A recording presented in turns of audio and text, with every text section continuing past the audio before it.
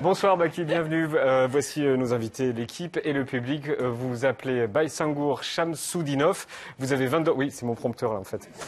Vous avez 22 ans et vous êtes entré dans l'histoire du MMA en fin de semaine dernière. On va rembobiner l'histoire. Nous sommes jeudi soir. Fabrice Eboué est en province. Vous êtes à l'Accor Arena de Bercy, qui est plein comme un œuf. Il est 23h04, c'est le début du 3e round. Le combat est très serré. Votre adversaire, Cédric Doumbé, demande à l'arbitre d'arrêter le match. Là, il se plaint d'une écharde dans le pied et la surprise, l'arbitre arrête le match et vous déclare vainqueur. Voilà comment ça s'est passé. Qu'est-ce qui se passe dans votre tête à ce moment-là, sachant que ça a duré quoi, 12-13 minutes, c'est ça? C'est ça, vu que c'est des rounds de 5 minutes et qu'on en avait fait déjà 2. Donc le 3e, il a commencé, on n'a même pas pu vraiment échanger. C'était un round très intéressant parce que les gens ils voulaient voir comment le combat allait se finir, quoi. Et du coup, ouais, il y a eu ce truc où Cédric, je le vois se plaindre et l'arbitre arrête le combat. Alors moi, au début, au moment où il arrête le combat, je croyais même pas qu'il avait arrêté. Quand il monte le pied? Ouais. D'accord, là, c'est le seul moment où vous le voyez se plaindre. D'abord, il se plaint une fois à l'arbitre, directement. L'arbitre lui dit de continuer de combattre. Et vous comprenez pourquoi il se plaint?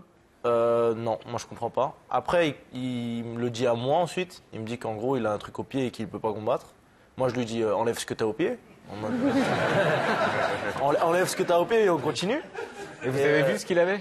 Non, moi je vois pas. Moi je vois pas à ce moment. Je suis concentré sur le combat et je vois pas. Et d'ailleurs, c'est tout petit ce qu'il avait, du coup. Vous auriez pas arrêté, vous? Bah, moi, personnellement, si j'avais un truc comme ça au pied, ni l'arbitre, ni moi-même, enfin, ni le public, ni personne n'aurait su que j'avais ce truc au pied. Ouais, si ça fait mal.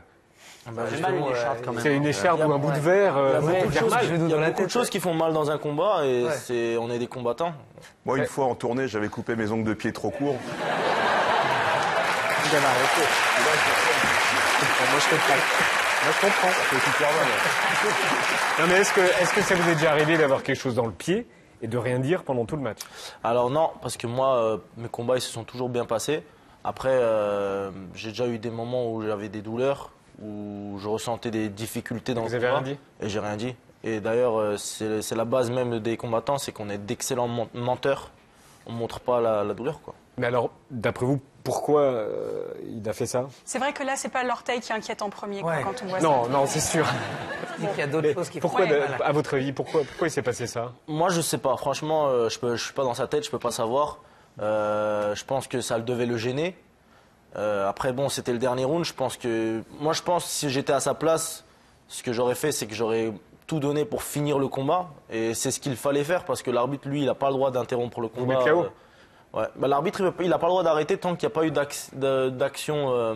T'as vu comment il est costaud, l'arbitre, tu lui casses la gueule, ça se voit. Est-ce que vous êtes content quand même, malgré la manière dont ça s'est fait? Bien sûr, je suis content parce que on a quand même pu faire 2 rounds où j'en prends un clairement et même le deuxième, il est assez disputé et pour ma part, je pense même l'avoir pris. Donc au final, je suis quand même content. Après, c'est clair que ça salit un petit peu la victoire. C'est un petit peu dommage parce que moi, je voulais clairement bien finir le combat, surtout que ça a été attendu depuis longtemps et que c'était une vraie rivalité, quoi. Oui, surtout qu'il a dit beaucoup de choses sur vous. C'est ça. Il y aura un match retour ou... Bah, pour l'instant, il n'y a rien d'officiel, mais si le PFL peuvent aligner les billets, pourquoi pas. Comment vous le preniez? Non, mais eux, ils ont fait un film là, sur des gens qui ont gagné beaucoup d'argent et qui peuvent peut-être aider. Comment vous le preniez justement quand Cédric Doumbé faisait vous allumait comme ça publiquement? Bah, moi, je le prenais assez bien parce que chaque personne a sa stratégie pour déstabiliser son adversaire. Ça vous fait rire? Moi, ça me fait rire, moi. Moi, ça me fait rire. Et votre stratégie à vous, c'est quoi? Bah, moi, ma stratégie, c'est d'être sûr d'être plus compétent que mon adversaire. Comme ça, le jour du combat, il n'y a pas de surprise, quoi.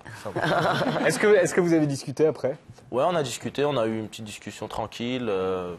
Voilà, on a parlé du combat, du fait il m'a parlé du fait qu'il avait une épine dans le pied et tout. Non, mais est-ce que vous êtes parlé normalement? Est-ce que vous êtes parlé normalement? Oui, bien sûr. On a pu parler de choses beaucoup plus complexes, la carrière, plein de choses. Bon, ça va rester privé, mais on a bien discuté en vrai. Vous vous entendez bien? On s'entend bien. Et vous entendiez bien avant, vous entendez bien maintenant? Bah, on se parlait pas avant. Ça veut dire c'était très pro. Donc ça vous a rapproché cette écharpe, j'ai l'impression. Un combat, ça rapproche. On a l'impression que ça éloigne, mais ça rapproche un combat en vrai. On va regarder une image. C'est où? Ça, c'était, je crois, en maternelle, quand je venais d'arriver en France. Mais t'es né en 1914 ou? Il y a Jean Jaurès. Il y a Jean Jaurès à côté. Il y avait une étoile. Est-ce que vous pouvez nous dire quand c'est? À quel âge?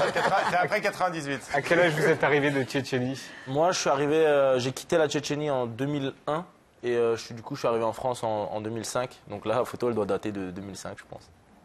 Et on a d'autres photos, je crois, de lui. Déjà là, vous avez envie de vous battre? Ouais. Moi, j'ai toujours eu envie de me battre. Non, mais par exemple, sérieusement, là, je sais pas quel âge vous avez, vous êtes en maternelle. Est-ce que vous avez souffert peut-être pendant votre scolarité? Qu'est-ce qui vous a donné envie de vous battre? Non, moi, j'ai pas spécialement souffert, mais j'ai toujours eu ce truc en moi. Comme si la raison pour laquelle j'étais là, c'était pour me battre. Et la première question que je me posais quand je voyais un autre garçon dans ma classe, c'était pas s'il était plus intelligent, s'il avait des meilleures notes, mais est-ce que je le bats en bagarre? Et c'est quelque chose qui est resté depuis et aujourd'hui j'en vis. C'est votre métier? Ouais, c'est ça. D'accord. Là, c'est pas du MMA, c'est du judo. Ah, mais bien. Ok, moi j'aurais pas. Et là, vous avez quel âge en 2008? Vous avez 7 ans. Ouais, 7 ans. Ouais, c'est ça. Bon, là, la prochaine étape, c'est quoi? Bah là, la prochaine étape, c'est de continuer mon rêve, tout simplement. J'ai comme rêve de devenir le meilleur combattant de la planète. Donc je vais continuer mon chemin. Là, j'ai pu faire l'unanimité en France jeudi dernier. On va voir s'il y a une revanche. Peut-être qu'il y a quelque chose à prendre. Mais, vous en parlez de cette revanche, ça veut dire qu'il va y en avoir une? Bah, peut-être ou peut-être pas. On verra. Il faut voir si l'organisation dans laquelle on a combattu est capable de suivre. Parce que moi, j'ai pris ce que j'avais à prendre sur la partie hype et médiatisation de ce combat. J'ai battu la personne qui est la plus suivie dans le domaine du combat en France. J'ai pas d'intérêt en vrai de faire cette revanche, mis à part l'argent. Donc, ok, quoi. C'est clair. C'est une thématique. Vous avez fait ça pour m'entourer, quoi. Bah oui, exactement. Merci. Fabrice, est-ce que vous avez une question pour Baki? Non, alors si, moi j'ai toujours une question. Alors moi je m'intéresse, puis ce qu'il faut dire quand même, c'est que leur combat a hyper médiatisé le MMA en France. Oui, parce que tout le monde, même les gens pas concernés, ont jeté un œil ou voulaient savoir qui avait gagné. Donc c'est ça qui est super. Non, je voulais savoir, avant de monter sur le ring, quand tu arrives, par rapport au spectacle justement, est-ce qu'il y a une pression? Est-ce que tu as peur soit de te dire je vais me faire casser ou de perdre, ou est-ce que c'est zéro pression? Alors, il y a toujours une petite pression, mais moi cette pression, je la prends bien. Il n'y a pas eu un moment dans ma vie qui m'a fait évoluer sans qu'il y ait eu une pression avant. Donc quand la pression et le stress est présent, pour moi c'est bon signe. Je sais que je suis sur le point de faire quelque chose de grand et je le prends bien et ça me calme, ça me permet d'arriver à l'aise et d'accomplir mon destin tout simplement. Et comment vous le gérez avant de... Bah, à l'échauffement, je suis à l'échauffement tranquille et après sinon moi c'est mon travail, hein, donc je suis pas plus stressé que ça. Il y a la petite pression du résultat. Mais il n'y a pas de pression particulière par rapport au fait que je vais prendre des coups ou quoi. C'est quelque chose que je fais tous les jours. Donc il n'y a aucun problème pour moi. Et vous voyez avant le combat ou pas du tout? Non, on ne se voit pas, non.